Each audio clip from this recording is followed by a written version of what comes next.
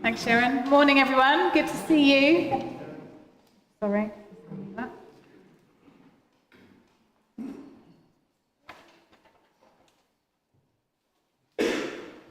So we're going to Philippi.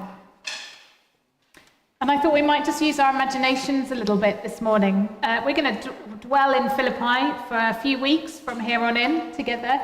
So I thought it would be just really good to understand what was going on in that place at that time that Paul chose to write these words to that particular group of people. Some of you are kind of very cerebral and just want the facts, but some of us, I don't know, just a bit more imaginative. So sorry to the former, and I hope this helps for the latter, but you might even want to just shut your eyes. You don't have to. As you take yourself to perhaps a warm summer's evening, probably about 28 degrees. You're walking through a town in northern Greece. It's a bit breezy. It's probably the evening time. And you're in Philippi.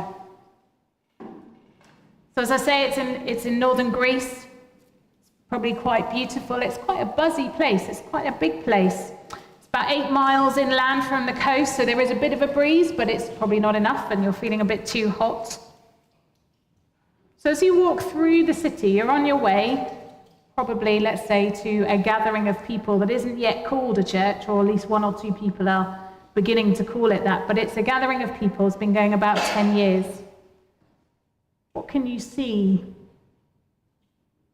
What sounds do you hear? What do you smell? Probably not all beautiful in first century northern Greece, but some of it might be. Perhaps you see there's some Mediterranean food for sale in the marketplace. Perhaps some bread, some olives, maybe some fish. And there are probably still signs in Greek, so Greek temples and things, but actually the signs are more regularly becoming inscriptions in Latin. Roman culture is spreading apace. There are Roman soldiers in your city. The Roman Empire now rules from England to India, the whole of the known world for lots of people. And while there have been bloody battles, and you're not unaware of that, actually here and now there is a kind of peace, an accepted peace. It's actually got a name. It's called the Pax Romana, Roman peace.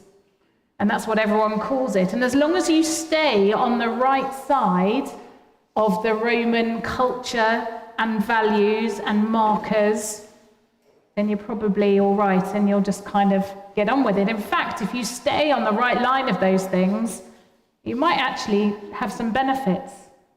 Civilization is spreading. There's infrastructure, there's trade, there's culture, there's education, there's literature, there's beginning of roads.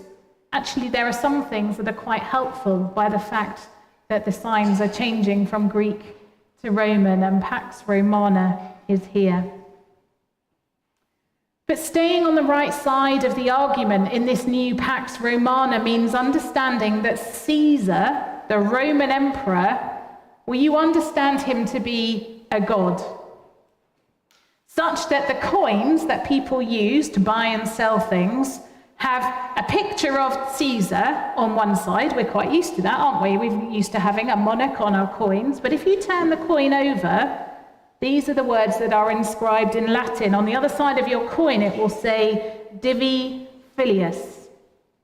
This is real because these coins have been found by archaeologists. So if you have the coin in your hand that says Divi Filius, it says that Caesar is a son of God. Divine Son, Son of God. So as long as you get that straight, Caesar's God, or at least the Son of God, then the Roman Empire can mean peace for you, and that's fine. Perhaps you carry on through the city as you ponder that for a bit. And Philippi is actually really highly honoured amongst the now Roman cities. It's actually just quite recently been declared to be a Roman colony.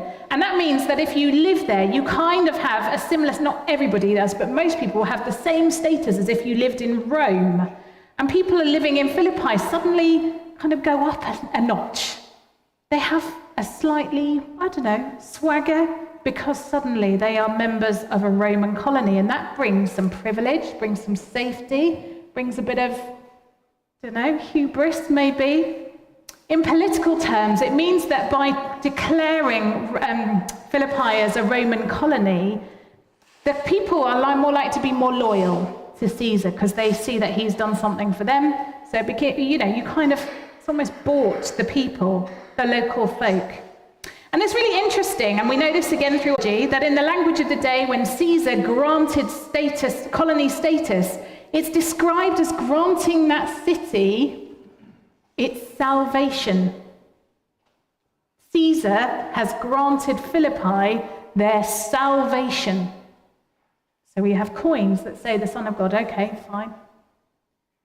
Caesar's given me my salvation. And the guy that is sent by Caesar, who rocks up the messenger to places with this kind of decree, this news, he probably would have a, properly stamped letter, probably with, I don't know how they would do that kind of thing, but they'd stand in the square and read this communication from Caesar. And do you know what the communication was called? It was called the Evangelion, the good news. We translate that word as the gospel. So my coins have got Son of God written on them. I've received my salvation from Caesar. And now I'm hearing that good news that we will now be a colony. And if you accept these things, then you'll fit in very well with the Pax Romana. So on this warm evening, 28 degrees or so, as you're walking through first century northern Greece, the best thing to do to keep the Pax Romana is to accept all of those things. And the last thing that is to show that you have made that mental assent, that you accept, that you comply, that you are part of this new civilization, this new culture that the Roman Empire has not invited you into, let's be honest, has imposed on your city, but okay, we'll go with it. The way you say, yep, I'm with that, is when you meet somebody, you don't go, oh, hi, how are you? You say, Caesar Kyrios. Caesar is Lord.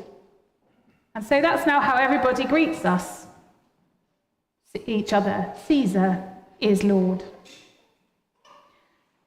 And so as you continue walking through this northern Greek city, about 28 degrees, and you're on your way to this place that is just beginning to be called a church, all of that rests a little bit heavily, doesn't it? Oh, suddenly I'm going to a place where that isn't quite, the Pax Romana isn't quite how we understand things. We have a different understanding.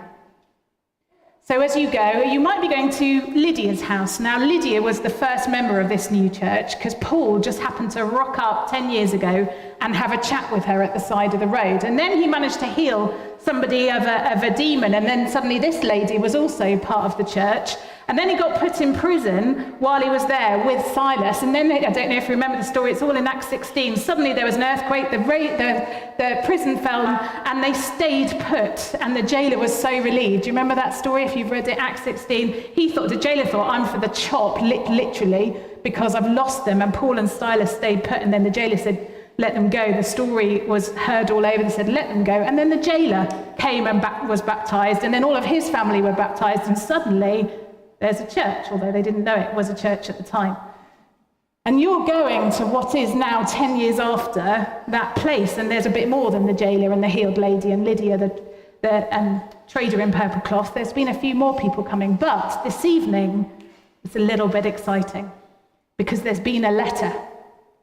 There's been a letter from Paul, our chief pastor, our founding pastor, the person who did these amazing things 10 years ago. And now he's writing to us. So it feels enormously special. And probably you'll go for a meal. And at that meal, bizarrely, for this kind of culture, there'll be slaves, there'll be landowners, there'll be traders, there'll be visitors, there'll be men and women, sometimes in different ways. That was extraordinary in that culture, that such a wide variety of social orders and people from different backgrounds would come and choose to be in the same space as kind of mutuals together. That was extraordinary. So it's a place of peace, of unity, but it's a place where a different gospel and a different salvation and a different Son of God are talked about. And over time, people have got used to this kind of tension of, okay, we know the Romans wouldn't like this, but we're going to go with it. But today, there's an extra frisson because your old friend Epaphroditus has returned and he's been away visiting Paul. And we know that this letter has come back. Paul has been in prison, probably in Ephesus. It's likely that he didn't have any food or any care. And actually, when you're in a Roman prison in that time, you were reliant on friends to look after you. And we think the Philippian church had sent money and good food and things with Epaphroditus to visit Paul, and he's come back with a letter. This news is enormously exciting because the community loves Paul and Paul loves the community. And if you look at the kind of various letters in the New Testament, the ones we think Paul wrote, there's a mixture of Paul saying, oh, I really love you, church. I pray for you all the time. You're amazing. But quite often there's also a bit of, but you're really messing this up. And goodness me, aren't you ridiculous? And what on earth are you doing? Philippians' tone is much more the former. It's much more, I've just got a real soft spot for you, Philippian church. I really, I hold you in high esteem. I pray for you all the time. I really love you. And I think that we can see that that's kind of a mutual thing. So the letter is read out. That's what would happen. It would be read out in the whole company. And you soon find, of course, Paul talking about artifacts, not that say the Son of God is the leadership of our country or our city, but the Son of God is Jesus himself. For some of us, these are difficult questions. For some of us, there's a real struggle, a real resolve in ensuring we stay following the gospel of Christ, that we live a life worthy of the gospel of Christ. So why don't we stand together? I'd just love for us to think about that, and I'll pray for us for a moment.